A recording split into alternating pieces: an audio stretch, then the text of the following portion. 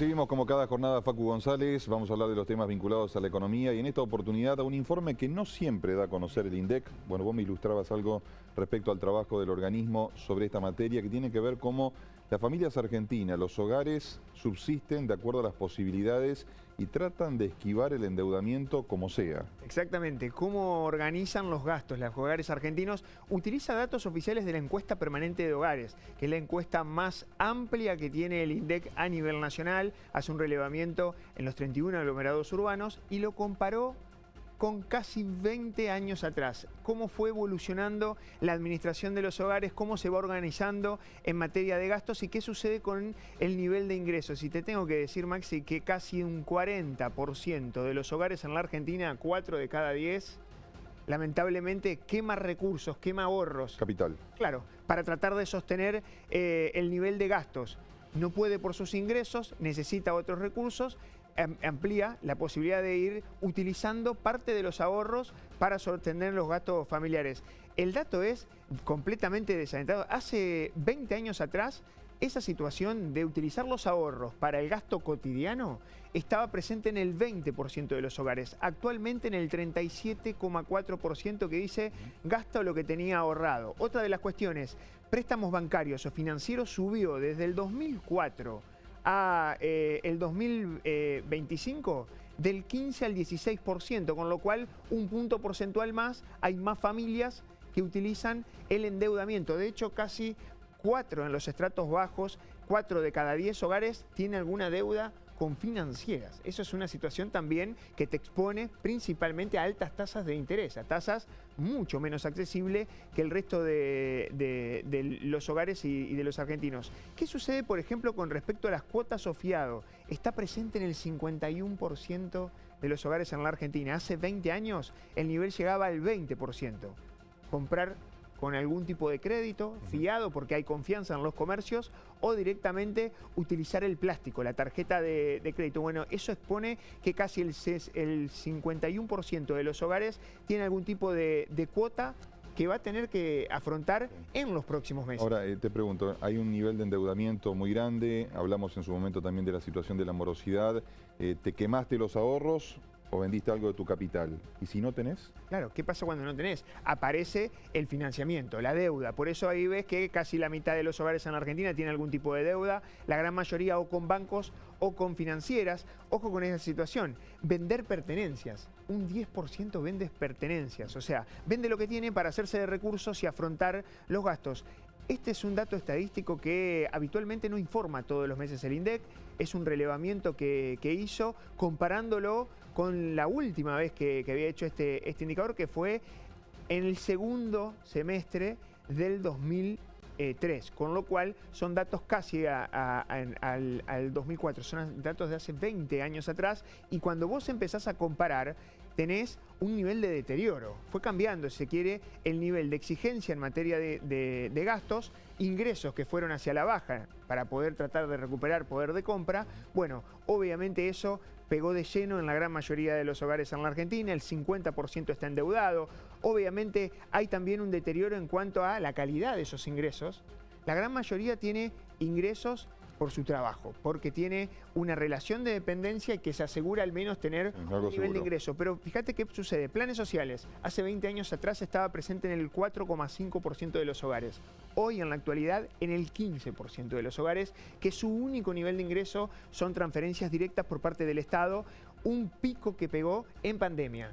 ¿Te acordás el IFE? El ingreso completamente extraordinario que se otorgó en pandemia por las cuarentenas. Sí. Bueno, en ese momento llegaba a casi el 20% de los hogares. Bueno, actualmente hay transferencias directas por parte del Estado o porque hay una tarjeta que trata de subsistir hasta lo más mínimo. O sea, son ayudas, transferencias directas en el 15% de los hogares.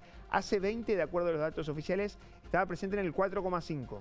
Ojo que acá hay dos cuestiones. Hay doble interpretación. Por un lado, mayor cantidad de familias que hoy lo necesitan, y por el otro lado, la falta de este tipo de beneficios para tratar de sostener los ingresos familiares hace décadas atrás. Ojo que con estas cuestiones también es importante tener este dato en cuenta. Hoy está casi prácticamente universalizado con algunas prestaciones que hace 20 años atrás no existían y hoy sí están presentes. La pregunta es dónde está el bienestar. Claro.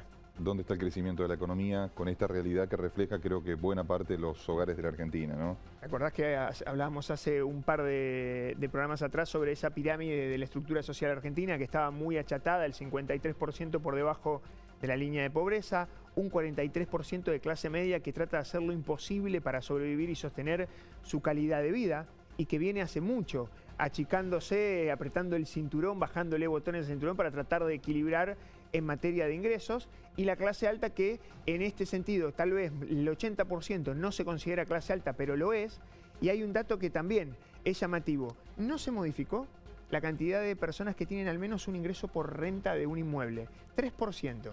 En los estratos altos, un 7% de los hogares argentinos tiene como vía de inversión al menos el hecho de me aseguro un inmueble, ya tengo el techo propio, tengo otro más porque me da la situación familiar, bueno, tengo ingresos por arrendamientos o rentas. Bueno, solamente el 3% de los hogares que te permite al menos tener un futuro un poquito más próspero. Bueno, esas situaciones que hay mucho para mejorar, Maxi, en esta estructura de los hogares completamente golpeados, al menos en este último tiempo. 2 décadas para el olvido tuvo, sí. La verdad, la Argentina, que evidentemente hay un desafío enorme para empezar a recomponer. La seguimos un ratito. Muchas gracias. Continuamos. Bueno, venimos hablando de las reformas que pretende implementar el gobierno nacional en el corto plazo. Yo creo que el objetivo primordial ahora pasa por el presupuesto 2026 en el Congreso. Luego llegará el turno con la nueva conformación del Parlamento de la denominada modernización laboral, la reforma al Código Procesal Penal y así también la reforma tributaria. En su momento se dijo, Facu, hay que sacarle el pie de encima a los sectores de la producción. El gobierno pretende eliminar algunos impuestos que pueden llegar a ser distorsivos, pero hay otros que se mantienen. Atención, los trabajadores que tienen un buen ingreso, que pagan ganancia, que tributan ganancia, ¿qué es lo que va a pasar? Bueno, ¿qué pasa con respecto a este impuesto, no? Que se conocieron algunos números. ¿Cuántos trabajadores afecta el impuesto a las ganancias a través de retenciones? Un poquito menos de casi 1 millón de trabajadores pagan ganancia a través de las retenciones mes a mes. Superan el piso que está establecido por ley. Es un impuesto personal que te permite deducir muchos conceptos y el gobierno nacional empezó de alguna manera a brindar algunos detalles a través de lo que va a ser la modificación de este impuesto tan especial que es el impuesto a las ganancias. Para las empresas tiene una alícuota definida, 35%. Para las personas, obviamente depende del nivel de ingreso y también la categoría de los ingresos, de cómo se obtienen los ingresos. Los trabajadores, a través de sus salarios, si superan ciertos parámetros, y las jubilaciones también, si superan ciertos parámetros, están alcanzados por el impuesto. ¿Cuántas personas están pagando actualmente? 980.000 trabajadores y jubilados pagan ganancias.